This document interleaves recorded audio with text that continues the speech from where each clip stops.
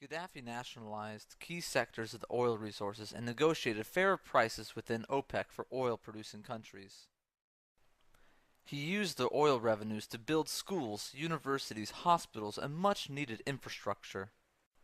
Before Gaddafi, fewer than one-fifth of Libyans were literate, no access to education for the majority of people, and then after Gaddafi, free quality education system, including university, and the literacy rate rose to 83%. Libya has free healthcare. All people, including the rebels, have access to doctors, hospitals, clinics, and medicines free of charge. If a Libyan needs surgery that is unavailable in Libya, funding is provided for the surgery to be carried out overseas. Soon after the revolution, basic food items were subsidized and electricity was made available throughout the country.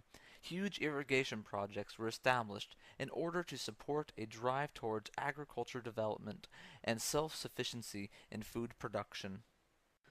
Gaddafi initiated the construction of the Great Man-Made River, referred to in the Guinness Book of Records as a wonder of the modern world. This gigantic river has managed to turn the coastal desert green. In its early days, skeptics called it the Great Madman's River, a reference to the Libyan leader Muammar Gaddafi and its enormous expense, billions of dollars. Any Libyan who wanted to become a farmer was and still is given free use of land, a house, farm equipment, livestock, and seeds.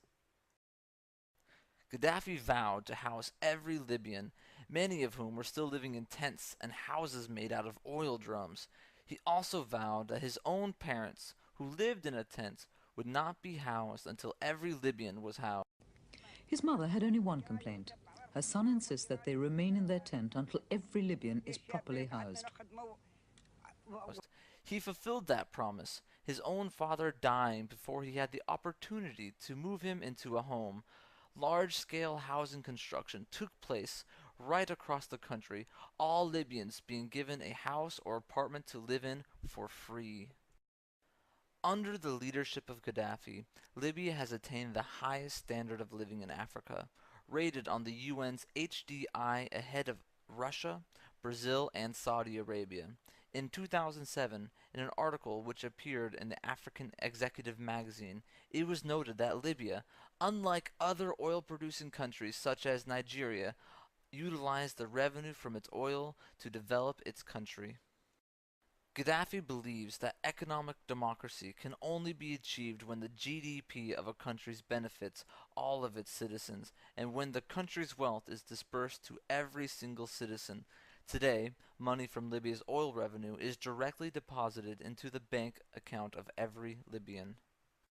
Gaddafi is dedicated to the emancipation of Libyan women, encouraging them to participate in all aspects of political life.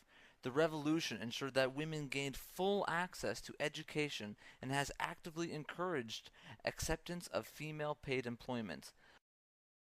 Libya is a very traditional society, and these moves by Gaddafi have been met with stiff resistance, especially by the forces in Benghazi. He opposed the U.S. invasion of Iraq and condemned those Arab leaders who supported the so-called coalition of the willing, earning the wrath of the Saudi monarchy when he said that the Kaaba was under the yoke of American occupation, and questioned what meaning the Hajj has for Muslims as long as the American occupation of the sacred house of God continues. In October of 2010, Gaddafi was the first and only leader in the Arab world to formally apologize for the Arab role in the trade and capture of Africans. This infuriated Arab leaders, disgruntled with the arrogance of the Arab leaders and the continual thorn in their side, as he openly criticized their hypocrisy and servitude to Western imperialism. Gaddafi became isolated in the Arab world. He called on the African Union to give representation to Africans in the U.S., Europe, the Caribbean, and South America.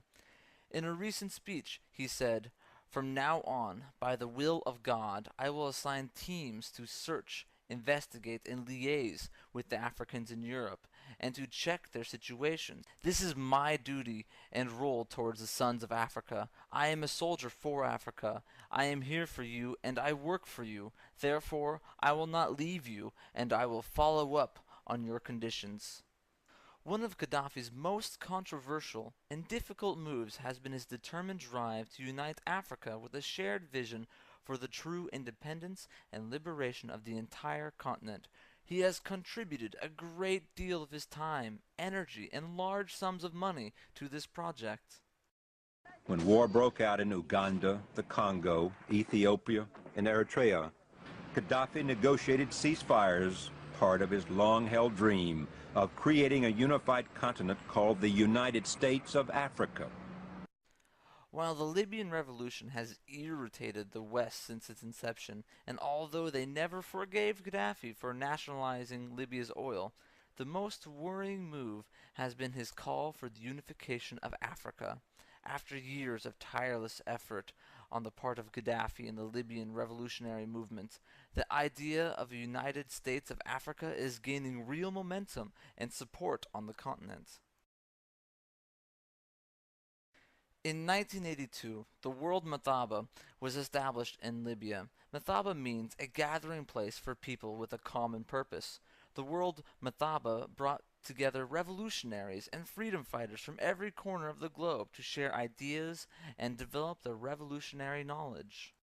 Many liberation groups received education, training, and support from Libya. These are just some of the groups that Gaddafi has helped, and because of his support, Gaddafi has been labeled a terrorist. Nelson Mandela called Gaddafi one of the 20th century's greatest freedom fighters and insisted the eventual collapse of the apartheid system owed much to Gaddafi and Libyan support. Mandela said that, in the darkest moments of our struggle, when our backs were to the wall, Muammar Gaddafi stood with us.